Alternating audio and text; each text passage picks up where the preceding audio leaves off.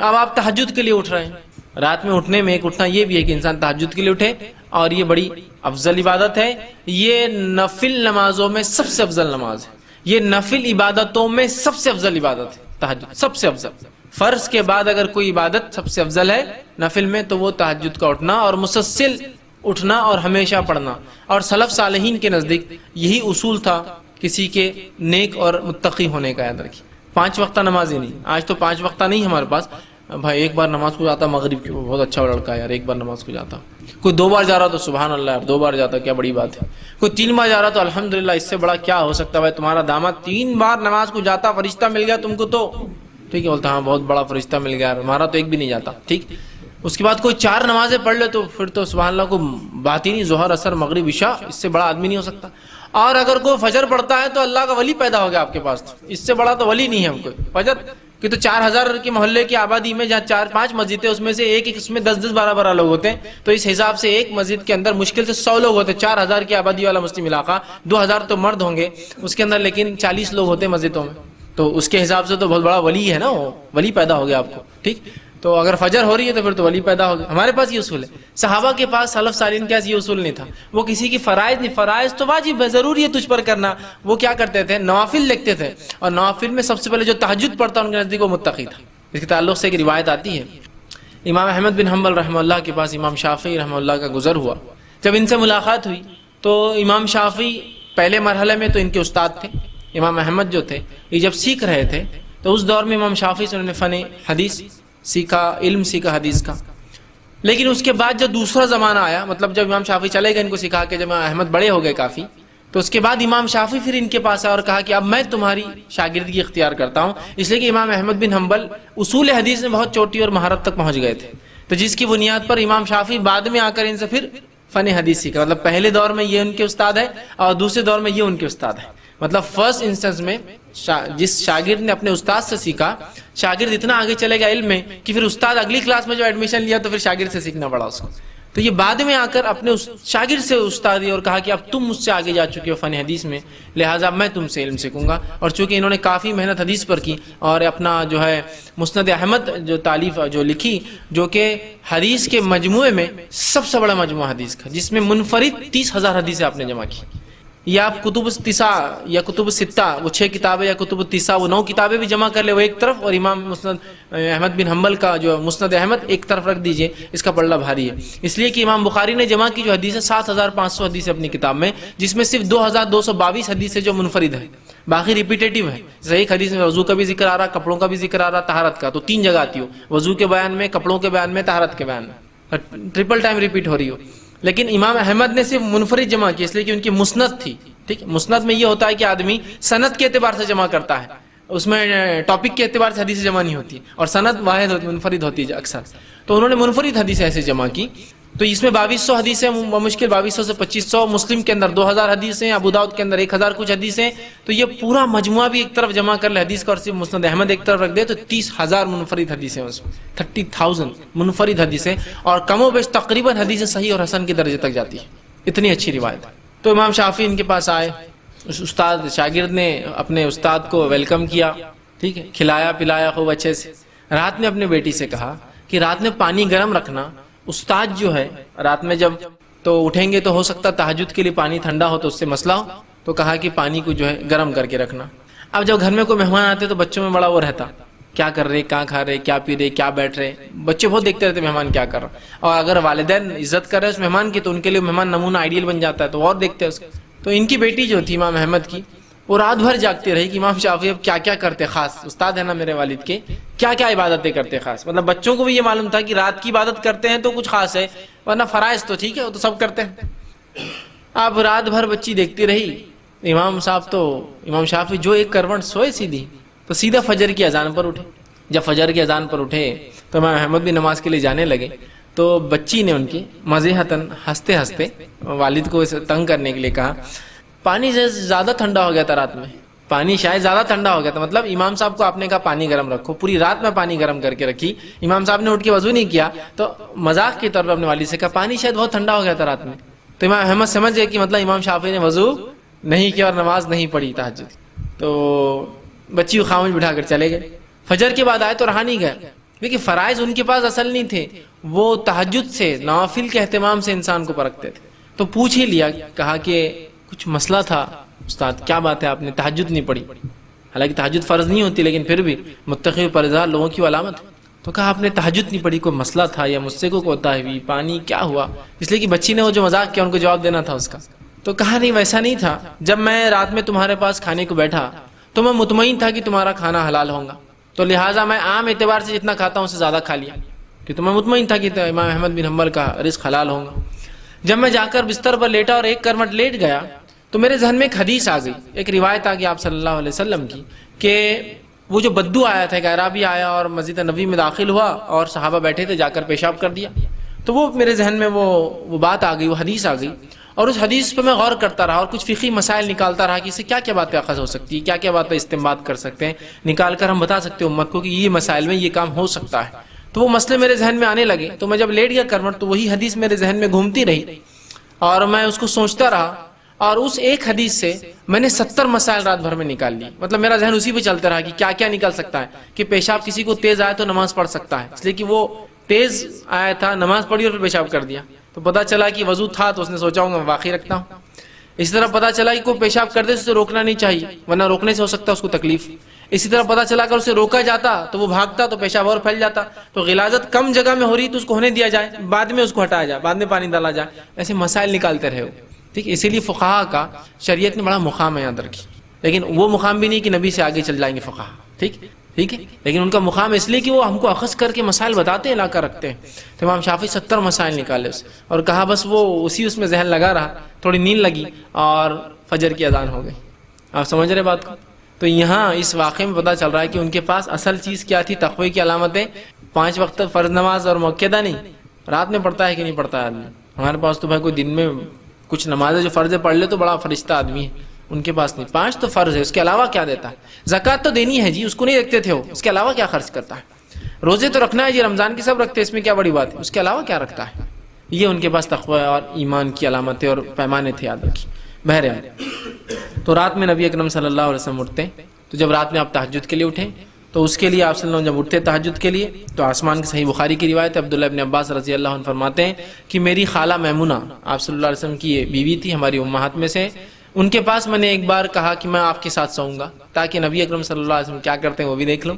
تو جب میں رات میں سویا تھا تو آپ صلی اللہ علیہ وسلم رات کے تیسرے پہر، اس سے پہلے یا اس کے بعد کبھی تو بھی اٹھے، وہ بچے تھے لیکن ایگزیکٹ یاد نہیں، لیکن کبھی تو فجر سے پہلے کا وقت تھا جس کو ہم سحر کا وقت کہہ سکتے ہیں. اٹھے، اٹھ کر آپ نے آنکھوں کو ملا تاکہ نیند کو بھگا دے. اس کے بعد آپ باہر نکلے حجرے سے، آسمان کی طرف دیکھا اور سورہ آل عمران کی آخری 10 آیتیں تلاوت کی. اس کے بعد آپ نے وضو کیا، بڑے اچھے سے مشکی سے نکالی، پانی لیا اس میں سے اور بہت اچھے سے وضو کیا. وضو کر کے آپ کھڑے ہو گئے. تو اس روایت میں پتہ چلا آپ صلی اللہ علیہ وسلم رات تہجد کو اٹھتے تو آنکھ ملتے، تو نیند میں سے آپ اٹھے تو آنکھ ملے، اٹھ کر جاتے آسمان کی طرف دیکھ کر آخری 10 آیتیں پڑھتے اور اس کے بعد جو ہے آ کر وضو کرتے اور نماز پڑھتے. پھر وہ کہتے ہیں کہ جب آپ صلی اللہ علیہ وسلم نماز کو کھڑے ہوئے تو میں بھی وضو کر کے آیا اور آ کر رسول اکرم صلی اللہ علیہ وسلم کے الٹے طرف کھڑا ہو گیا. الٹے طرف، چھوٹے تھے پتہ نہیں ان کو، بچے تھے، آگے کھڑے ہو کے دیکھا آپ سن پڑھ رہے. تو رسول اکرم صلی اللہ علیہ وسلم نے اپنے سیدھے ہاتھ سے مجھے پکڑا اور اپنے سیدھے طرف لیا، چونکہ امام کے سیدھے طرف مقتدی ہوں اگر اکیلا ہے تو، الٹے نہیں. تو پتہ چلا نماز میں یہ چونکہ ضروری حرکت تھی اس لیے کہ وہ نماز غلط، ورنہ لوگ آ کے ادھر کھڑے ہو جاتے پھر سمجھتے یہ امام ہے. تو آپ نے پکڑا اور ادھر لیا. تو اس سے پتہ چلا امام نماز میں بھی مقتدی کی اصلاح کر سکتا ہے اگر ضروری ہو اس طرح کی غلطی. دوسرا پتہ چلا نفل نماز جماعت سے ہو سکتی ہے. بہت سے لوگ پوچھتے ہیں نفل نماز جماعت سے ہوتی ہے کیا؟ تو یہ رات کی نماز آپ سے پڑھے تھے، عبداللہ ابن عباس آ کے جماعت بنا لی، پیچھے سے آئے خاموشی سے کھڑے ہو گئے. پھر وہ کہتے ہیں میں کھڑا رہا. آپ صلی اللہ علیہ وسلم اتنی لمبی نماز پڑھی کہ سورہ بقرہ پڑھ لی، سورہ آل عمران پڑھ لی، تو میں خاموشی سے نکلا جا کے سو گیا. پھر مطلب کھڑے بھی ہوا، لگا کہ میں پڑھ لوں گا، اتنا لمبا پڑھا کہ میں وہاں سے نکلا اور جا کے پھر سو گیا.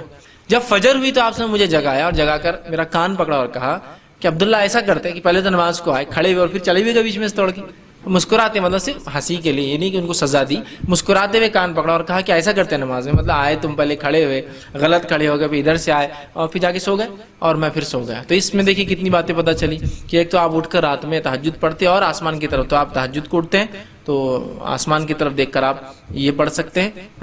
اس طرح کی آسمان نہ دیکھ سکے، ایسا خواتین گھر سے باہر نہیں نکل سکتی تو بہرحال آپ وہیں پڑھ لے ویسا، لیکن یہ سنت ہے آپ پڑھنا اور اس کے بعد پھر آپ تہجد کو کھڑے ہوتے تھے. ٹھیک، تو یہ اس طرح سے جو ہم اگر اٹھتے ہیں تو کریں. اسی طرح اگر آپ صبح اٹھتے ہیں، سمجھ لیجیے کسی نے ایک سوال کیا تھا، رات کے آخری حصے تہجد میں جو بھی دعا مانگی جائے وہ قبول ہوتی ہے، تہجد کی نماز پڑھ کر ہی دعا مانگی جائے تو ہی وہ قبول ہوتی ہے، یا اگر اس وقت ہماری نیند بیدار ہو جائے مگر نماز پڑھنے کے بجائے اپنی جگہ پر لیٹے ہوئے یا بیٹھے ہوئے ہی بغیر وضو کے دعا کی جائے تو کیا وہ دعا قبول ہوتی ہے؟ دیکھیے سب سے پہلی چیز آگے انہوں نے پھر لکھا، تہجد کی نماز پڑھنے کا بہترین وقت کون سا ہے؟ رات کے 3 بجے سے آخری حصہ رات کا شروع ہوتا ہے، تو کس وقت پڑھنا زیادہ بہتر ہے؟ اگر ہم اپنے بیڈ پر جا نماز بچھا کر نماز پڑھیں تو کیا ایسا پڑھ سکتے ہیں؟ دیکھیے سب سے پہلی چیز تو یہ کہ جو رات کے تیسرے آخری پہر میں جو فضیلت ہے، جو صحیح مسلم کی روایت ہے، عموماً ہم رمضان میں سنتے ہیں لیکن یہ سال بھر کے لیے حدیث کیا ہے؟ آپ سے فرماتے ہیں رات کے آخری پہر میں، آخری حصے میں اللہ رب العزت پہلے آسمان میں، آسمانی دنیا پر آ جاتا ہے اور ایک ندا، ایک آواز لگاتا ہے، کوئی مغفرت کا طلب کرنے والا، میں مغفرت دینے بیٹھا ہوں، اللہ اس کو حکم دیتا ہے۔ پھر ایک آواز آتی ہے، کوئی مانگنے والا مجھ سے، میں دینے کے لیے بیٹھا ہوں۔ ہر روز، رمضان میں خاص نہیں، ہر روز رات کے آخری پہر میں اللہ رب العزت دنیاوی آسمان پہ آ جاتا ہے۔ کیسے کیا واللہ عالم، بس آ جاتا ہے بس، اور ایک آواز لگاتا ہے، اللہ حکم دیتا ہے، لگاؤ آواز، ہے کوئی مانگنے والا، میں دینے بیٹھا ہوں، ہے کوئی مغفرت طلب کرنے والا، میں مغفرت دینے بیٹھا ہوں اس وقت، ٹھیک ہے۔ اب نبی اکرم صلی اللہ علیہ وسلم اس وقت کا فائدہ کیسا اٹھا وہ دیکھنا پڑے گا ہم کو، طریقہ مانگنے کا۔ آپ صلی اللہ علیہ وسلم نماز پڑھتے تھے۔ اب یہ الگ بات ہے کہ آپ رات میں اٹھ جائیں، چونکہ جو کاغذ پر آتے میں خواتین کے سوال سمجھتا ہوں تو ان کے حساب جواب دیتا ہوں۔ اگر آپ رات میں اٹھ جائیں اور آپ کی حالت ایسی نہ ہو کہ آپ نماز پڑھ سکتی ہو فرض، یا کوئی بھی نماز پڑھنے کی حالت نہ ہو، تب میں کہہ سکتا ہوں پھر آپ دعا کر لیں، اس رات کے وہ حصے کا فائدہ اٹھا لیں دعا کی شکل میں۔ لیکن اگر آپ عام حالت میں ہیں، جب آپ پاک ہوتے ہیں، تو پھر تو آپ کو نماز پڑھنا ہے، اس لیے کہ آپ صلی اللہ علیہ وسلم دعا کی اور نماز پڑھ کر کی، تو ہم نماز پڑھیں گے، اس لیے کہ عبادت کے بعد اگر نماز یا کوئی کام کیا دعا کرے تو یہ بہت اچھا موقع ہوتا ہے، اور ایک وہ وسیلہ بن جاتا ہے وہ عبادت آپ کی دعا کے لیے، یاد رکھیے۔ تو آپ تہجد پڑھیے، اس لیے کہ اٹھ کر نماز پڑھنے میں جو مشقت ہے اس مشقت کا بدلہ بھی اللہ دیتا ہے۔ اٹھ کر نماز پڑھیے، اس نماز کے پڑھنے کے بعد آپ دعا کیجیے، یہ زیادہ بہتر اور افضل، اور یہی طریقہ نبی اکرم صلی اللہ علیہ وسلم ملتا ہے۔ سوائے اس کے کہ آپ ایسی حالت میں نہ ہو نماز پڑھنے کی، تو آپ رات میں اٹھ جائیں، نیند میں ہو تو دعا کر لیں، اس لیے کہ آخری پہر ہے، لیکن اصل طریقہ تو یہی کہ تہجد پڑھیں۔ کون سا وقت بہتر ہے؟ تہجد کا سب سے افضل وقت آخری حصہ ہے رات کا، شروع ہوتا ہے عشاء کی بعد سے، آخری جو پہر آخری حصہ ہوتا ہے وہ تو رات میں بہرحال یہ مختلف علاقوں میں مختلف رات کا ڈیوریشن ہوتا ہے، تو وقت بدل جائیں گا۔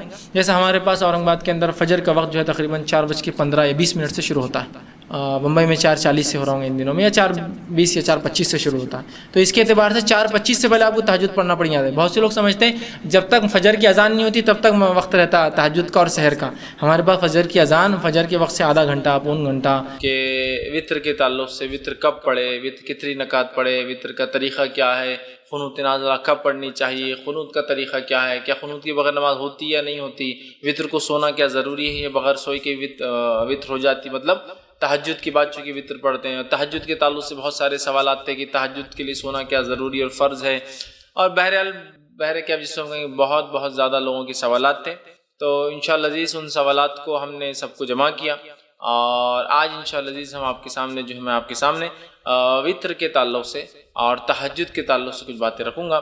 ہم پہلے وطر دیکھیں گے پھر تہجد۔ اس کی وجہ یہ ہے، حالانکہ وطر کوئی ضروری نہیں کہ عشاء کی بات پڑھی جائے، یہ کبھی بھی پڑھی جا سکتی ہے عشاء سے لے کر فجر تک، لیکن عموماً ہم دیکھتے ہیں ہمارے علاقوں میں، ہندوستان، پاکستان، بنگلہ دیش میں لوگ وطر عشاء کی بات پڑھتے ہیں، تو میں پہلے وطر کی مسائل رکھ دیتا ہوں چونکہ اس کو عموماً لوگ پڑھتے ہیں، اور اس کے بعد انشاءاللہ کچھ باتیں تہجد کے تعلق سے آپ کے سامنے رکھ دوں گا تاکہ وہ باتیں بھی ہمارے سامنے انشاءاللہ عزیز آ جائیں، ٹھیک۔ تو آئیے ہم سب سے پہلے وطر کی نماز کی فضیلت دیکھتے ہیں کہ وطر کی نماز کی کیا فضیلت ہے۔ وطر ویسے کہتے ہیں آڈ کو، مطلب کسی چیز کو جو ایون ہو، جس کو کہ جفت ہو، اس کو طاق کر دینا، مطلب ایون کو آڈ کر دینا۔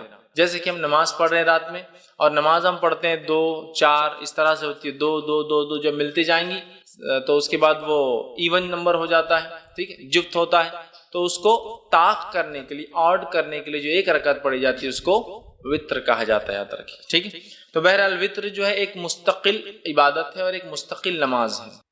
بہت سارے لوگوں کو یہ غلط فہمی ہوتی ہے کہ وطر جو ہے عشاء کا ایک حصہ ہے، اس لیے میں بات رکھا ہوں، تو وطر کوئی عشاء کا حصہ نہیں ہے، وطر ایک مستقل نماز ہے، ایک مستقل عبادت ہے جو نبی اکرم صلی اللہ علیہ وسلم کیا کرتے تھے، اور آپ پر یہ عبادت فرض بھی تھی، یاد رکھیے، امت پر فرض نہیں۔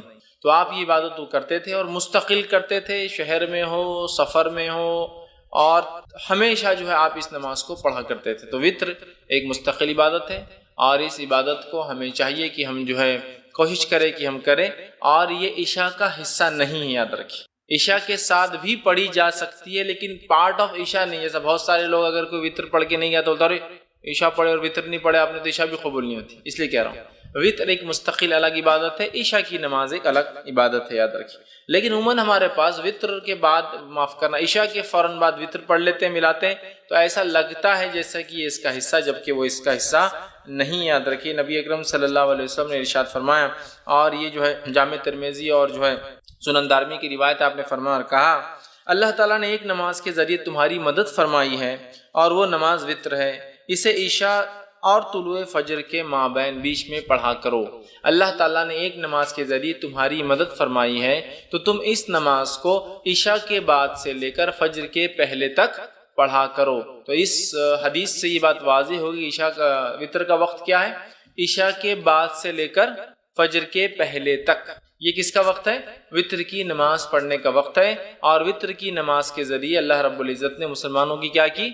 مدد فرمائی ہے، ہیلپ کی ہے۔ مطلب یہ بہت افضل نماز ہے، ہم کوشش کریں کہ اس نماز کو ہم پڑھا کریں، ٹھیک ہے۔ تو یہ نماز مستقل عبادت ہے، عشاء کے بعد بھی پڑھی جا سکتی ہے لیکن عشاء کا حصہ نہیں ہے، اور عشاء سے لے کر فجر کے شروع ہونے سے پہلے تک اس نماز کو ایک انسان کبھی بھی ادا کر سکتا ہے۔ اسی طرح ابو داؤد کی روایت ہے، یہ اس کی فضیلت، اور اس میں تو پہلی روایت میں ایک فضیلت پتہ چلی اور ایک وقت بھی پتہ چلا۔ دوسری ایک روایت جو ابو داؤد کی، ترمذی کی اور نسائی میں بھی یہ روایت آتی ہے، اس حدیث کے الفاظ اس طرح سے، نماز وطر تمہاری جو ہے، حضرت علی رضی اللہ عنہ فرماتے ہیں، اور ان کا قول اور بعد میں حدیث بھی اس کے اندر ہے، وہ فرماتے اور کہتے ہیں نماز وطر تمہاری فرض نمازوں کی طرح حتمی تو نہیں، وطر کی نماز تم لوگوں کے لیے فرض تو نہیں جیسا کہ فرض نمازیں ہیں۔ پھر وہ کہتے ہیں لیکن اللہ کے رسول صلی اللہ علیہ وسلم نے اپنایا، مطلب اس کو عمل کیا، اس کو پڑھا اور فرمایا اللہ وطر طاق ہے، اللہ وطر ہے، طاق ہے، آڈ ہے، اور آڈ کو پسند کرتا ہے، واللہ وطر ویحب الوطر، اللہ آڈ ہے اور آڈ کو پسند کرتا ہے۔ اللہ آڈ مطلب اللہ ایک ہے اور آڈ ڈیجٹس کو پسند کرتا ہے، اس لیے نبی اکرم صلی اللہ علیہ وسلم کا عمل اگر آپ دیکھیں تو آپ اکثر عمل کو آڈ کرتے تھے، 1، 3، 5، یہاں تک کہ آپ کھانے میں ویسے ہی کرتے تھے، کھجور کھاتے تو 1 کھاتے، 1 سے زائد ہوتی تو 3 کھاتے، 3 سے زائد کھاتے تو 5 کھاتے۔ چونکہ آڈ نمبرز کی خصوصیت یہ ہے کہ جب اس کو ڈیوائیڈ کیا جاتا ہے تو اس کا ریمائنڈر ہمیشہ 1 ہوتا ہے، تو اللہ چونکہ آڈ ہے، 1 ہے، تو وہ پسند کرتا ہے۔ تو اس نے فرمایا، حضرت علی فرماتے ہیں کہ آپ یہ نماز کو فرض تو نہیں ہے، حضرت علی کے قول خود واضح ہے، لیکن آپ کو فرماتے ہیں کہ رسول اللہ صلی اللہ علیہ وسلم فرمایا اللہ وطر ہے، طاق ہے، پھر فرمایا اور اکائی طاق کو محبوب رکھتا ہے، پسند کرتا ہے۔ اے اہل قرآن، مطلب اے مسلمانوں، وطر کو پڑھا کرو، وطر کو پڑھا کرو۔ تو گویا حکم بھی ہے وطر کے پڑھنے کا، تو لہٰذا ہمیں وطر پڑھنے میں کوتاہی نہیں کرنی چاہیے اور وطر کو اپنا معمول بنا لینا چاہیے۔ آپ عشاء کے بعد سے لے کر فجر تک کبھی پڑھ سکتے ہیں، یہ مستقل ایک نماز ہے، کوئی ضروری نہیں کہ عشاء کے بعد ہی پڑھے جائے، عشاء کے بعد سو کر اٹھ کے پڑھیے، یا آپ جاگ رہے ہیں تو بعد میں سوتے وقت پڑھیے، آپ کے اوپر ڈیپینڈ ہے بہرحال۔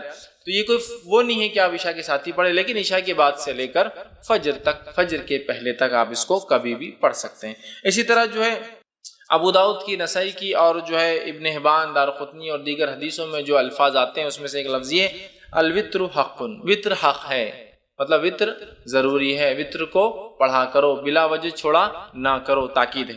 دوسری کی روایت نے فرمایا اور کہا الوطر حق علی کل مسلم، وطر حق ہے ہر مسلمان کے اوپر، مطلب اے مسلمانوں وطر تم پر حق ہے، جتنا ہو سکے وطر کو پڑھا کرو۔ تیسری روایت نے فرمایا اور کہا الوطر حق ولیس بواجب، وطر حق ہے، ضروری ہے لیکن واجب نہیں ہے، ٹھیک۔ تو یہاں دیکھیے نبی اکرم صلی اللہ علیہ وسلم تاکید کر رہے ہیں وطر کے تعلق سے، اور یہ تاکید کر رہے ہیں کہ وطر واجب نہیں ہے لیکن اس کو پڑھا کرو، اس لیے کہ وہ حق ہے۔ تو اوپر کی روایتوں میں جو حق ہے کہ الفاظ بار بار آ رہے ہیں، اس سے یہ بات واضح ہو رہی ہے کہ وطر بڑی اہم نماز ہے، بلا وجہ سے چھوڑنا نہیں چاہیے، کوشش کرنا چاہیے کہ اس کو جتنا ہو سکے اتنا پڑھا جائے، لیکن یہ بات یاد رکھ لیجیے نماز واجب نہیں، چونکہ آپ سمجھ خود حدیث ہے وطر حق ہے لیکن یہ جو ہے واجب نہیں ہے، ضروری نہیں ہے۔ اور یہ بات میں اس لیے بھی رکھ رہا ہوں کہ بہت سارے لوگ یہ سمجھتے ہیں کہ اگر وطر نہ پڑھے عشاء کی بات تو عشاء نہیں ہوئی، اس لیے بھی رکھ رہا ہوں۔ وطر ایک مستقل الگ عبادت ہے، لیکن وہ عشاء کے ساتھ پڑھی جا سکتی ہے، لیکن وہ عشاء کا پارٹ نہیں ہے، اس کے نہ پڑھنے سے عشاء میں کوئی کمزوری نہیں آتی ہے، ٹھیک ہے، یہ بتانا میرا مقصود تھا۔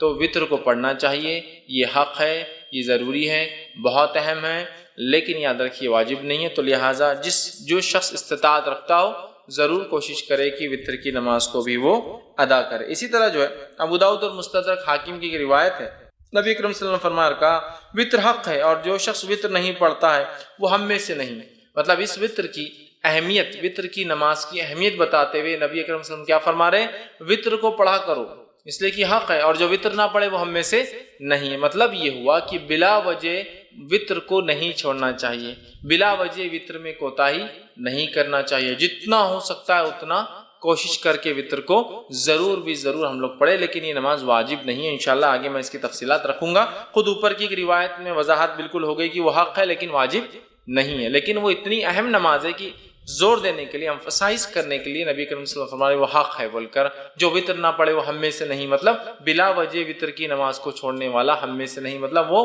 غلط کام کرتا ہے، اسے چاہیے کہ وطر کو ادا کیا کرے اگر طاقت استطاعت سہولت ہو تو۔ اسی طرح جو ہے نبی اکرم صلی اللہ علیہ وسلم فرماتے ہیں، یہ طبرانی کی دارقطنی کی روایت آپ نے فرما کہا، مسند احمد میں بھی یہ روایت آتی ہے، اور آپ نے فرما رکھا تین چیزیں میرے لیے فرض ہے، تمہارے لیے تطوع کا لفظ یعنی سنت ہے، تین چیزیں میرے لیے واجب ہے، فرض ہے، میں اس کو کرتا ہوں، اور تمہارے لیے یہ چیز جو آپ سے فرماتے سنت ہے۔ کیا کیا ہے؟ قربانی، آپ نے فرمایا قربانی نبی کے فرض تھی، ہمارے لیے سنت ہے۔ دوسرا فرمایا نماز وطر، نماز وطر نبی کریم صلی اللہ علیہ وسلم کے لیے فرض تھی، ہمارے لیے سنت ہے۔ اور تیسرا فرمایا فجر کے پہلے کی 2 رکعتیں، فجر کی 2 رکعت نماز، یہ دوسروں پر آپ نے فرمایا سنت ہے، مطلب تطوع ہے، لیکن میرے لیے یہ چیزوں کو اللہ نے واجب کر دیا، فرض کر دیا، تو اس سے بھی وطر کی اہمیت پتہ چلتی ہے کہ کتنی اہم ہے۔ اسی طرح جو ہے نبی اکرم صلی اللہ علیہ وسلم کا جو معمول تھا وہ یہ تھا، آپ وطر کی نماز کو کبھی نہیں چھوڑتے تھے، آپ کو یہاں تک کہ سفر میں بھی وطر کی نماز پڑھتے ہوئے دیکھا گیا، مطلب وطر کی نماز کو نبی اکرم صلی اللہ علیہ وسلم نے اپنا معمول بنا دیا تھا، اور آپ سفر میں بھی، حالانکہ سفر میں قصر ہوتا ہے، جمع بھی ہو سکتی ہے، نمازیں ملائی بھی جا سکتی ہے، 2 نمازیں، فجر اپنے وقت پر، ظہر اثر ایک ساتھ پڑھ سکتے ہیں آپ، چاہے ظہر کے وقت میں چاہے اثر کے وقت میں، مغرب عشاء ایک ساتھ پڑھ سکتے ہیں، چاہے مغرب کے وقت میں چاہے عشاء کے وقت میں، تو گویا 3 وقت میں 5 نمازیں ہوتی ہے، اور اس میں بھی قصر کا آپ کو موقع ہے، مطلب نمازیں ہاف ہو جاتی ہے، فجر 2 کی 2 رکعت ہوتی ہے فرض، ظہر کی 4 کی 2 ہو جاتی ہے، عصر کی 4 کی 2 ہو جاتی ہے، مغرب کی 3 ہوتی ہے، اور عشاء کی 4 کی 2 ہو جاتی ہے، مطلب فرض میں بھی قصر ہے، لیکن نبی اکرم صلی اللہ علیہ وسلم نے اس حالت میں بھی جو ہے وطر کو پڑھا، وطر کو پڑھا، تو وطر کی نماز اس سے پتہ چلتا ہے بڑی اہمیت کے حامل ہے۔ اب وطر کی نماز کیا ہے، اس کا حکم کیا ہے، سنت ہے، واجب ہے، موقدہ ہے؟ جیسے ہمارے پاس جو عموماً چلن ہے واجب الوطر بولتے ہیں، وہ کیوں؟ وہ جو حدیث میں نے اس سے پہلے آپ کے سامنے رکھی کہ جو وطر نہ پڑھے وہ ہم میں سے نہیں ہے، تو اس سے پتہ چلا رہی ہے تو بہت اہم ہے، ورنہ مسلمان نہیں ہے وہ شخص، لیکن علماء لکھتے ہیں یہ وضاحت کے لیے ہے، اہمیت بتانے کے لیے ہے، لیکن یہ اسلام سے خارج نہیں ہوتا کوئی وطر کی وجہ سے، ٹھیک ہے؟ تو یہ واجب نہیں، بلکہ اس کے تعلق سے صحیح قول یہ کہ وطر کا پڑھنا سنت موقدہ ہے، واجب نہیں یاد رکھ، اس لیے کہ ہمارے پاس اور خاص طور سے حنفی مسلک میں فرض الگ چیز ہے، واجب الگ چیز ہے، جبکہ ہمارے نزدیک یہ ہے کہ فرض اور واجب ایک ہی چیز ہے، یاد رکھیں فرض اور واجب کی اہمیت ایک جیسی ہوتی ہے، تو بہرحال وہ کہتے واجب ہے، ٹھیک ہے، ہم کہتے واجب نہیں، سنت موقدہ ہے، سنت موقدہ، اور یہی قول جمہور علماء کا یاد رکھیے، اور نبی اکرم صلی اللہ علیہ وسلم کی ایک حدیث میں نے آپ کے سامنے پہلے رکھ بھی دی تھی۔ اسی طرح ایک اور روایت ہے جو میں نے پہلے آپ کے سامنے رکھی تھی، جس میں آپ نے فرمایا اور کہا کہ یہ جو ہے آپ فرماتے نہیں سوائے اس کے تطوع یعنی سنت نفل پڑھے، مطلب وطر کی نماز یہ جو ہے یہ سنت ہے، سنت موقدہ ہے، ایک رات نے فرمایا مجھ پر فرض ہے اور تم لوگوں پر تطوع، تم لوگوں پر کیا ہے، سنت ہے، تم لوگوں پر یہ نماز فرض نہیں ہے، تو اس سے پتہ چلا یہ نماز واجب نہیں بلکہ سنت موقدہ ہے، ٹھیک ہے۔ اسی طرح امام مالک جو ہے اور مسند احمد کے اندر روایت آتی ہے، عبادہ بن صامت رضی اللہ عنہ اس کے راوی فرماتے اور کہتے ہیں کہ جس کے اندر آپ صلی اللہ علیہ وسلم نے فرمایا کہ یہ تطوع، یہ نماز سنت ہے، نہ کہ تم پر فرض، تو بلکہ یہ جس کو ہم کہیں گے عام زبان میں سنت موقدہ جو کہتے ہیں نا، ایسی سنت جس کو نبی اکرم صلی اللہ علیہ وسلم نے ہر حال میں کرنے کی کوشش کی، یہ نماز ایسی ہے، یاد رکھیے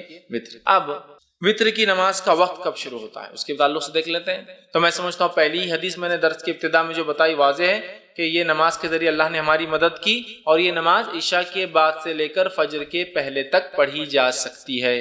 ٹھیک، تو اس کا وقت شروع ہوتا ہے عشاء کے بعد سے فجر کے طلوع مطلب سورج مطلب فجر کے شروع ہونے سے پہلے تک، مطلب اس کو عام زبان میں کہوں تو عشاء کے بعد سے سحر کے وقت کے ختم ہونے تک. چونکہ سحر کا وقت ختم ہوتا ہے تو فجر شروع ہو جاتی ہے، تو اس کا وقت رات میں عشاء کے بعد سے لے کر سحر کے شروع ہونے کے پہلے تک ہے. تو ہم لوگ کوشش کریں کہ اس عمل کو جو ہے اگر ہم کرنا چاہتے ہیں تو عشاء کے بعد سے لے کر فجر کے پہلے تک کر سکتے ہیں. ابو داؤد، ترمذی اور ابن ماجہ کی روایت ہے، آپ صلی اللہ علیہ وسلم فرمایا اور کہا اسے نماز عشاء اور طلوع فجر کے مابین پڑھو. عشاء کے بعد اور طلوع فجر کے شروع ہونے کے بیچ میں کہیں آپ اس نماز کو پڑھ سکتے ہیں، یاد رکھیں. ٹھیک ہے، اسی طرح جو ہے آپ صلی اللہ علیہ وسلم فرماتے ہیں، اور صحیح بخاری اور صحیح مسلم کی متفق علیہ روایت، آپ نے فرمایا اور کہا نبی اکرم صلی اللہ علیہ وسلم رات کے ہر حصے میں نماز وتر ادا فرمائی، ابتدائی حصے میں بھی، وسط شب میں بھی، اور رات کے آخری حصے میں بھی. اور یہ روایت حضرت عائشہ سے ہے کہ حضرت عائشہ فرماتی کہ آپ صلی اللہ علیہ وسلم وتر کی نماز عشاء کے بعد بھی پڑھتے تھے، اس کے بعد سے لے کر نماز رات کے کسی بیچ کے حصے میں بھی پڑھتے تھے، اور اس کے علاوہ رات کے آخر حصے میں بھی پڑھا کرتے تھے. تو اس سے پتہ چلا کہ وتر کی نماز عشاء کے بعد سے لے کر فجر کے پہلے تک کبھی بھی پڑھی جا سکتی ہے، اور نبی اکرم صلی اللہ علیہ وسلم نے عشاء کے بعد سے لے کر فجر کے پہلے تک پڑھا. اسی طرح ایک دوسری روایت صحیح بخاری اور صحیح مسلم کی، آپ نے فرمایا اور کہا اور آپ صلی اللہ علیہ وسلم نے جن دنوں میں وفات پائی، مطلب یہ روایت بھی عائشہ فرماتی اور کہتی ہے اس روایت میں کہ جن دنوں میں نبی اکرم صلی اللہ علیہ وسلم وفات پائی ان دنوں میں آپ آخری حصے سحر کے وقت وتر کو پڑھا کرتے تھے. اس سے کیا پتہ چلا؟ آپ صلی اللہ علیہ وسلم عشاء کی بعد بھی پڑھتے، بیچ میں پڑھتے، اور آخر وقت میں، لیکن آپ نے کیا کیا؟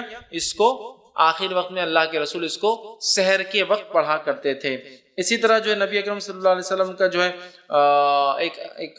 ایک حکم ہے، حدیث ہے جو صحیح بخاری صحیح مسلم کی روایت، آپ نے فرمایا کہا صبح ہونے سے پہلے پہلے وتر کو پڑھ لو، مطلب صبح ہونے سے پہلے پہلے تک وتر کو ہم کو پڑھ لینا چاہیے. تو پتہ چلا وتر عشاء کے بعد سے لے کر فجر کے پہلے تک کبھی بھی آپ پڑھ سکتے ہیں، اور نبی اکرم صلی اللہ علیہ وسلم نے اس کو عشاء کے بعد سے لے کر فجر تک کبھی بھی پڑھا. اور اس کو ہم کہیں گے عشاء کے بعد بھی پڑھی جا سکتی ہے، لیکن آخر وقت میں پڑھنا افضل ہے، سحر کے وقت میں پڑھنا افضل ہے.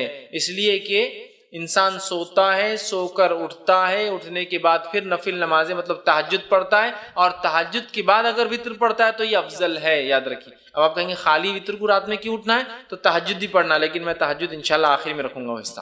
تو یہ جو وتر کو ہم کہہ رہے ہیں آخری وقت میں پڑھنا افضل ہے، اس سے مراد ہے آخری وقت میں انسان رات میں اٹھے، تہجد کی نماز پڑھے، تہجد کے بعد اپنی وتر پڑھ لے. صحیح مسلم کی روایت ہے ماں عائشہ رضی اللہ عنہا سو جاتی تھی، آپ ان کو اٹھاتے تھے اور کہتے عائشہ اٹھ اور وتر پڑھ لے، مطلب تہجد ادا کر، اور تہجد ادا ہونے کے بعد اپنی وتر کی نماز، چونکہ عموماً صحابہ آخر وقت میں وتر پڑھتے تھے، چاہے تہجد کے وادی تھے، لہٰذا چونکہ تہجد ایک بہت افضل عمل ہے، یاد رکھیے بہت افضل، نفل نمازوں میں سب سے افضل نماز ہے یہ، تو لہٰذا وہ لوگ روکے رکھتے تھے اپنی نماز کو وتر کو، اور تہجد میں اٹھتے تھے، تہجد میں اٹھنے کے بعد وتر پڑھتے تھے. تو اللہ کے رسول صلی اللہ علیہ وسلم ماں عائشہ کو اٹھاتے تھے تاکہ وہ اپنی وتر ادا کرے، مطلب تہجد پڑھ لے اور اس کے بعد وتر بھی ادا کرے. تو یاد رکھیے یہ آخری وقت افضل ہے، لیکن کوئی ضروری نہیں ہے، آپ کو ڈر ہے خدشہ ہے رہ جائیں گی چھوڑ نہیں پڑھ پاؤں گا، تو بہرحال پہلے بھی پڑھ سکتے ہیں. اسی طرح جو ہے جامع ترمذی، ابن ماجہ اور مسند احمد کی روایت ہے، نبی اکرم صلی اللہ علیہ وسلم فرمایا کہا تم میں سے جس شخص کو یہ اندیشہ ہو کہ وہ رات کے آخری حصے میں نہیں جاگ سکیں گا تو اسے چاہیے کہ رات کے پہلے حصے میں ہی وتر پڑھ لے. جس کو ایسا لگے کہ میں رات میں نہیں اٹھ سکتا ہوں تو اسے چاہیے کہ وتر پہلے پڑھ لے، مطلب عشاء کے بعد پڑھ لے. پھر فرماتے اور کہتے ہیں پڑھ لے. اور جسے آخر رات میں قیام کا شوق ہو اور طمع ہو کہ وہ کرے، قیام کرے، اس کو شوق ہو، اس کو لگا ہو، اسے چاہیے کہ وہ رات کے آخری حصے میں، جس کو ڈر ہو یا میں اٹھ نہیں پاؤں گا، شک ہو رہا ہے، یا میں روز پڑھتا ہوں تہجد لیکن آج جاگا بہت دیر تک تو اٹھ نہیں پاؤں گا، یا پھر میں روز بھی نہیں اٹھ پاتا ہوں تہجد کے لیے، بس عشاء ہو جاتی ہے فجر کو اٹھتا ہوں تو بیچ میں نہیں اٹھ پاؤں گا، تو پھر وہ عشاء کی بات پڑھ لے. ایسا نہیں، جس کو شوق ہے رات کی نماز پڑھنا چاہتا ہے، تہجد پڑھنا چاہتا ہے، تو پھر کیا کرے، وہ وتر کو روکے رکھے، تہجد کے بعد اس کو ادا کرے. اسی طرح صحیح مسلم کی روایت ہے، نبی اکرم صلی اللہ علیہ وسلم فرمایا اور کہا بے شک رات کے آخری حصے کی نماز میں فرشتے آتے ہیں اور یہی افضل ہے. رات کے آخر حصے میں نماز کے وقت فرشتے حاضر ہوتے اور یہ افضل ہے۔ تو پتہ چلا تہجد کو آخر وقت میں پڑھنا، سحر کے وقت پڑھنا، فجر سے پہلے پڑھنا افضل ہے، اور اسی طرح وتر کو بھی سحر کے آخر وقت میں پڑھنا یا رات کا آخری حصہ تیسرا پہر ہوتا ہے جس سے فجر پھر شروع ہو جاتی ہے، اس کے بعد اس سے پہلے پڑھنا افضل ہے، چونکہ اس وقت فرشتے حاضر ہوتے ہیں۔ تو اسی سے میں نے کہا افضل تو آخر حصے میں ہے، لیکن عشاء کے بعد بھی فوراً اسے ادا کیا جا سکتا ہے، یاد رکھیے فوراً ادا کیا جا سکتا ہے۔ اسی طرح جو ہے صحیح بخاری اور صحیح مسلم کی ایک روایت ہے، ابو ہریرہ رضی اللہ عنہ فرماتے اور کہتے ہیں میرے خلیل مطلب نبی اکرم صلی اللہ علیہ وسلم، خلیل مطلب بہت جگری گہرا دوست، تو فرماتے ہیں میرے خلیل نبی اکرم صلی اللہ علیہ وسلم مجھے خاص طور پر 3 باتوں کی وصیت فرمائی ہے، 3 باتوں کی مجھے تاکید کی۔ پہلا، میں ہر مہینے کے 3 روزے رکھوں، ایام 20 کے روزے جو کہ 13، 14 اور 15 تاریخ چاند کے حساب سے اس کے روزے رکھوں، یہ آپ نے ان کو تاکید کی تھی۔ چاند کی جو ہے 13، 14 اور 15 تاریخ کو میں روزے رکھوں۔ اسی طرح آپ نے فرمایا اور کہا صلاۃ الضحیٰ یعنی چاشت کی 2 رکعتیں نماز پڑھوں۔ اسی طرح فرماتے اور کہا یہ کہ سونے سے پہلے میں وتر پڑھ لیا کروں، مطلب سونے سے پہلے پڑھ لیا کروں، مطلب انسان سونے سے پہلے وتر پڑھ سکتا ہے، اور ہم جانتے ہیں وتر رات کی آخری نماز ہوتی ہے اور تہجد کے بعد ہوتی ہے، تو لہٰذا کوئی انسان بغیر جاگے بغیر سوئے بھی تہجد پڑھ سکتا ہے۔ یہ جواب ہے۔ بہت سے لوگ بولتے ہیں نا تہجد کے لیے سونا ضروری ہے، افضل ہے سو کر اٹھ کر پڑھنا، اس لیے کہ اٹھنا، مشقت کرنا، وضو کرنا، ٹھنڈا اور گرم پانی کا مسئلہ ہوتا ہے رات میں پھر بھی کرنا، یہ افضل ہے لیکن ضروری نہیں ہے، یاد رکھیں۔ بہت سے لوگ بولتے ہیں ارے تم تو سوئی نہیں تو تہجد کیسے پڑھیں گے؟ آپ نے کیا فرما رہے ابو ہریرہ رضی اللہ عنہ کو کہ سونے سے پہلے وتر پڑھ لینا، مطلب اگر تم سونے کا ڈر ہو کہ صبح نہیں اٹھ پاؤں گے تو وتر پڑھ کر سونا، اور صحابہ ظاہر سی بات ہے تہجد کی بھی عادی تھے، یہ تو کوئی جلدی بھی پڑھ سکتا ہے تہجد، یاد رکھیے، یا پھر بغیر سوئے کی بھی رات بھر جاگ لیا کسی کاز کی کسی وجہ سے، ریزن کی وجہ سے، تو پھر میں تہجد پڑھ کر سو سکتا ہوں، ٹھیک ہے۔ اب ایک انسان نے تہجد کی نیت، مطلب مثال کے طور پر آج اس نے ارادہ کیا کہ میں سو جاتا ہوں، اس لیے کہ تہجد کا ارادہ نہیں۔ اب اگر رات کے آخر حصے میں نیند جاگ گئی، سمجھ لیجئے رمضان کے مہینے میں عموماً ہم لوگ وتر کا بھی اہتمام تہجد کا بھی کرتے ہیں، اب یہ سوچا کہ رات میں تو وتر پڑھ لی اور سو گیا، اب تہجد میں اٹھا تو وتر تو آخری نماز ہونا چاہیے رات کی، وتر نماز آخری ہونا چاہیے رات کی، تو اب میں کیا کروں؟ کیا میں ڈبل وتر پڑھوں رات میں اٹھ کے؟ مطلب میں نے وتر پڑھا اور سو گیا۔ بہت سے لوگ سوال کرتے ہیں ہم وتر پڑھ کے سو جاتے ہیں پھر کیا کریں؟ تو وتر پڑھ کر اگر آپ سو گئے ہیں اور رات میں نیند ہوشیار ہو جائے اور تہجد پڑھنا چاہے تو آپ صرف تہجد پڑھیں گے، وتر کو آپ ڈبل نہیں پڑھیں گے، اس لیے کہ ایک رات میں 2 وتر نہیں ہو سکتی ہے۔ اس تعلق سے آپ سن کی حدیث ہے، ابو داؤد جامع ترمذی اور نسائی کی جو ہے سنن نسائی کی روایت ہے، آپ نے فرمایا کہا ایک رات میں 2 وتر نہیں ہوتی۔ دوسری کی روایت نے فرمایا جو کہ بخاری کی حدیث، فرمایا رات کی اپنی آخری نماز وتر کو بناؤ، وتر کو رات کی آخری نماز بناؤ، مطلب وتر تہجد کے بعد پڑھی جانا چاہیے، لیکن اگر کوئی شخص اس ڈر سے وتر پڑھ کر سو جائے کہ میں صبح شاید نہیں اٹھ پاؤں گا اور سو جائے اور پھر نیند ہوشیار ہو جائے تہجد کے وقت، تو اسے وتر کو نہیں پڑھنا ہے، صرف تہجد پڑھنا ہے۔ لیکن کوئی انسان اس کو روز کا معمول نہ بنا دے کہ روز تہجد پڑھتا ہے لیکن وتر پڑھ کے سو جاتا ہے پھر تہجد کرتا ہے، روز کا معمول نہیں۔ اگر میں روز اٹھ کر تہجد پڑھنے کا عادی ہوں تو پھر میں وتر کو اپنی آخری نماز بناؤں گا۔ ایک غلط فہمی جو ہوتی ہے ہندوستان پاکستان میں یہ بھی ہے کہ اس کو عشاء کا حصہ سمجھتے ہیں تو عشاء کے بعد پڑھ کے سو جاتے ہیں، پھر تہجد میں اٹھتے ہیں، تہجد پڑھ کے پھر اس میں ایک وتر پڑھتے ہیں، کیونکہ حدیث میں نا 11 رکعتیں پڑھتے تھے تو پھر کیا کرتے پھر سے ایک وتر پڑھتے، تو ایک رات میں 2 وتر نہیں ہوتی۔ وتر کو آخری نماز بنانا ہے، تو جس کو ڈر ہے کہ صبح نہیں اٹھ پائیں گا اور وہ پڑھ کر سو جائے اور اٹھ جائے کبھی کبھار تو وہ تہجد پڑھ لے سکتا ہے، لیکن روز جو تہجد پڑھتا ہے وہ شخص جو اپنے وتر کو روکے رکھیں گا، پھر رات میں اٹھیں گا، تہجد ادا کریں گا، تہجد کی ادا کرنے کے بعد پھر وہ اپنی وتر کی نماز کو ادا کریں گا۔ اس بات کو ہم یاد رکھیں، چونکہ اسے آخری نماز بنانا چاہیے، اور اگر کوئی سو جائے پڑھ کر اٹھ جائے تو پھر وتر دہرانے کی ضرورت نہیں ہے، صرف وہ تہجد کی نماز پڑھ لے۔ ایک غلط فہمی یہ بھی ہوتی ہے کہ وتر پڑھ کے سو گئے، نیند ہوشیار ہوئی، تہجد نہیں پڑھ سکتے، بولے وتر آخری تھی نا اب اکاؤنٹ کلوز ہو گیا تو تہجد بھی نہیں پڑھتے، ویسا نہیں ہے، کبھی کبھار آپ اٹھ جاتے ہیں، موقع ہے تو پڑھ لیجئے، وتر کو آپ کو پھر دہرانے کی لیکن ضرورت نہیں، یاد رکھیے۔ اب اسی طرح میں روز اٹھتا ہوں رات میں تہجد پڑھتا ہوں، یا آج میں نے نیت کی کہ میں تہجد میں اٹھ کے وتر پڑھوں گا تو میں نے وتر کو اٹھا کے بازو رکھ دیا آج رات، اب میں سو گیا، اب جب اٹھا تو فجر کی اذان ہو گئی، مطلب فجر ہو گئی، اب کیا کروں؟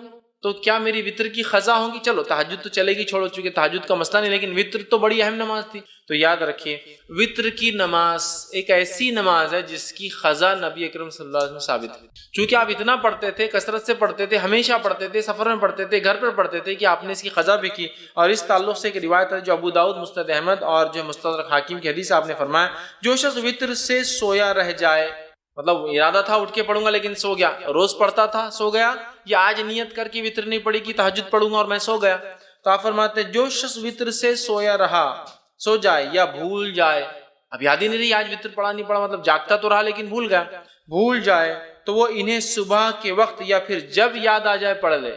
تو پھر وہ شخص اسے صبح کے وقت اور جب یاد آ جائے، حالانکہ وطر کب پڑھنا ہے؟ صبح سے پہلے، فجر سے صبح چالو ہو جاتی ہے، فجر سے پہلے پڑھنا ہے، لیکن جو شخص سویا رہا یا بھول گیا وہ کیا کرے؟ وطر کو صبح پڑھ لے یا جب یاد آ جائے جب پڑھ لے۔ اس سے پتہ چلا وطر کی نماز کی قضا ہو سکتی ہے، لیکن روز کا معمول نہیں ہو سکتا ہے۔ جیسے روز فجر چھوٹتی تو اسی قضا کرتے، وطر روز چھوڑ کے نہیں ہو سکتا ہے، لیکن اگر چھوٹ جائے آدمی کی، آج ارادہ کر کے سویا تھا کہ تہجد پڑھوں گا، وطر چھوڑ دیا تھا، تو پھر صبح نیند ہوشیار ہونے کے بعد وطر پڑھ لے، چاہے فجر میں اٹھے وقت ہو تو پڑھ لے، پھر فجر کی نماز پڑھے، یا فجر کا وقت ہے تو پھر فجر پڑھ لے، اور اس کے بعد سورج نکلنے کا اگر نکلنا شروع ہوگا تو انتظار کرے، اور نکلنے کے بعد صبح میں پڑھ لے۔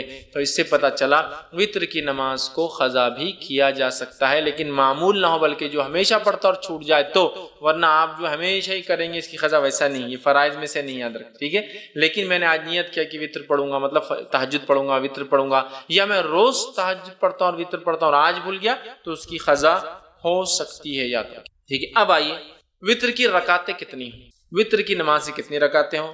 تو وطر کی نماز صحیح بخاری اور صحیح مسلم کی روایت ہے، اب سنن نسائی ہے، مستدرک حاکم ہے، بیہقی ہے، اور اتنی ساری حدیثیں آتی ہیں جس کے اندر آپ صلی اللہ علیہ وسلم سے وطر کی نماز 1 رکعت، وطر کی نماز 3 رکعت، وطر کی نماز 5 رکعت، وطر کی نماز 7 رکعت اور وطر کی نماز 9 رکعت ثابت ہے، اور کچھ روایتوں میں وطر کی نماز 11 رکعت اور 13 رکعت بھی ثابت ہے، لیکن زیادہ مشہور اور معروف چیز جو ہے وہ 1 رکعت، 3 رکعت، 5 رکعت، 7 رکعت اور 9 رکعت معروف ہے، لیکن کچھ علماء نے 11 بھی ثابت کی ہے اور 13 بھی ثابت ہے، لیکن اس میں تھوڑا سا شبہ یہ ہے کہ وہ 11 تہجد کے ساتھ تھی اور 13 تہجد کے ساتھ فجر کی 2 تھی، بولتے، اس لیے میں وہ نہیں لے رہا ہوں، لیکن 9 رکعت تک تو بالکل ثابت ہے۔ لیکن ہمارے پاس چلن کس چیز کا ہے؟ کیا چیز مشہور اور معروف ہے؟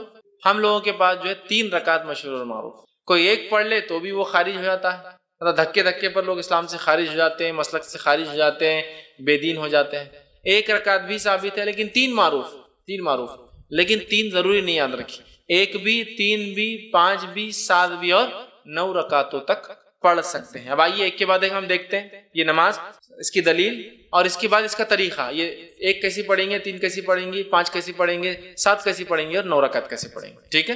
جو آدمی کی جیسی سہولت، صحت، حالات کے اعتبار سے 1 پڑھے، 3 پڑھے، 5 پڑھے، 7 پڑھے، 9 پڑھے، ٹھیک ہے۔ یہ تہجد کی رکعتوں کے علاوہ ہے۔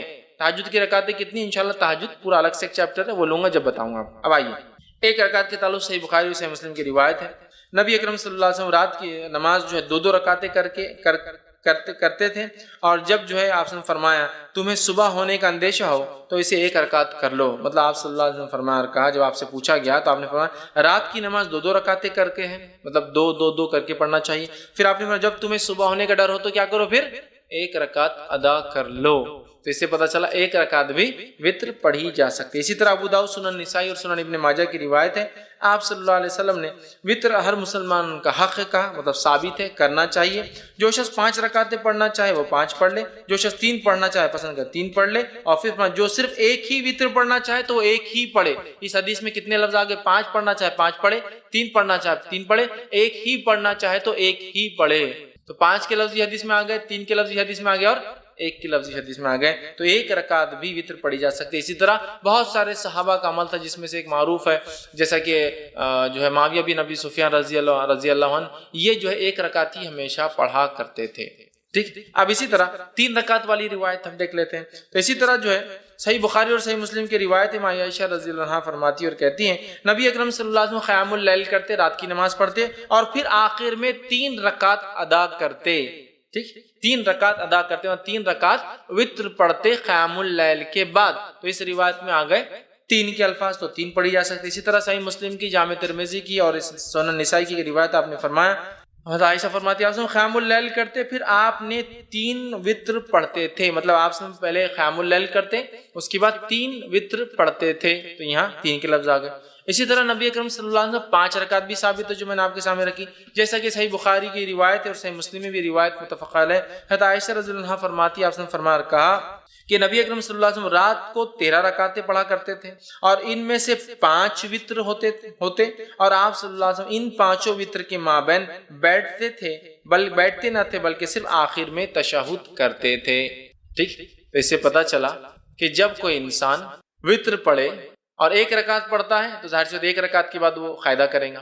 3 رکعت پڑھتا ہے تو تیسری رکعت میں قاعدہ کریں گا، صرف وتر میں صرف تیسری رکعت میں قاعدہ کریں گا. اور اس حدیث میں آ رہا ہے 5 پڑھتے اور صرف 5ویں رکعت میں قاعدہ کرتے. 1 پڑھے تو 1 میں قاعدہ ہوگا، 3 پڑھے تو آخری رکعت میں تیسری میں قاعدہ، اور 5 پڑھے تو کب کرنا قاعدہ آپ کو؟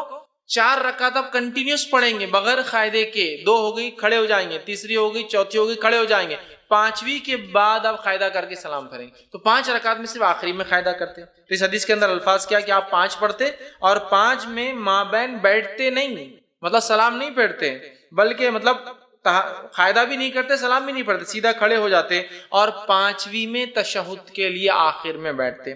اسی طرح 7 رکعت والی روایت آئیے دیکھتے ہیں. سنن نسائی کی، ابن ماجہ، مسند احمد کی روایت ہے. عائشہ رضی اللہ عنہا فرماتی اور کہتی ہے نبی اکرم صلی اللہ علیہ وسلم کبھی 7 اور کبھی 5 وتر پڑھتے تھے اور ان سب کے درمیان میں سلام و کلام سے فصل نہیں کرتے تھے. مطلب پوری رکعتیں 5 یا 7 ایک ساتھ پڑھتے تھے اور بیچ میں سلام بھی نہیں کرتے اور بات بھی نہیں کرتے. فصل مطلب گیپ نہیں دیتے تھے، کنٹینیوسلی پڑھتے تھے.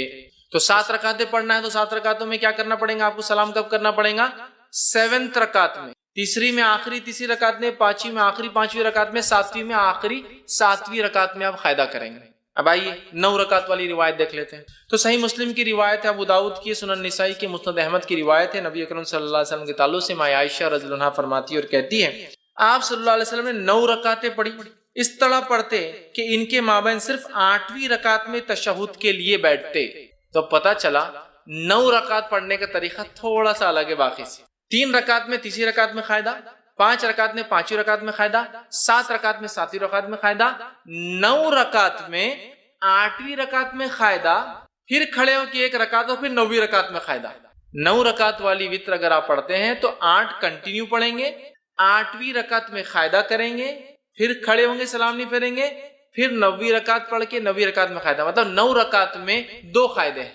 7 رکعت میں 1 قاعدہ، 5 رکعت میں 1 قاعدہ، 3 رکعت میں 1 قاعدہ، 1 رکعت میں تو 1 ہی قاعدہ ہوں گا ظاہر سی بات ہے. لیکن 9 رکعت والی نماز میں 8ویں میں قاعدہ اور 9ویں میں 1 قاعدہ. تو آپ یہ نماز کو 9 رکعت تک پڑھ سکتے تھے. میں اس کے آگے اور بھی روایتیں نہیں رکھوں گا آپ کے سامنے 11 اور 13 کی، تھوڑا سا اس میں کنفیوز بھی ہوتا ہے، لیکن 9 رکعت تک بالکل علماء کے بغیر کسی اختلاف کے اتنی باتیں ثابت ہے. یاد رکھیں، لیکن اس سے زائد بھی کوئی پڑھتا ہے تو ہم اس کو برا نہیں کہیں گے، چونکہ اس میں اختلاف ہے اور بہت سارے آثار ملتے ہیں کہ ایسا صحابہ نے کیا. ٹھیک ہے، تو 9 رکعت کا طریقہ میں نے آپ کو 9 رکعت تک ہم نے دیکھ لیا. اب وتر کی جو ہے ادائیگی کا طریقہ کیا ہوگا، اس کو کیسے ادا کیا جائے گا. ٹھیک، تو وتر کو ادا کرنے کا طریقہ یہ ہے کہ آپ رات میں اٹھیں گے اور تہجد پڑھیں گے.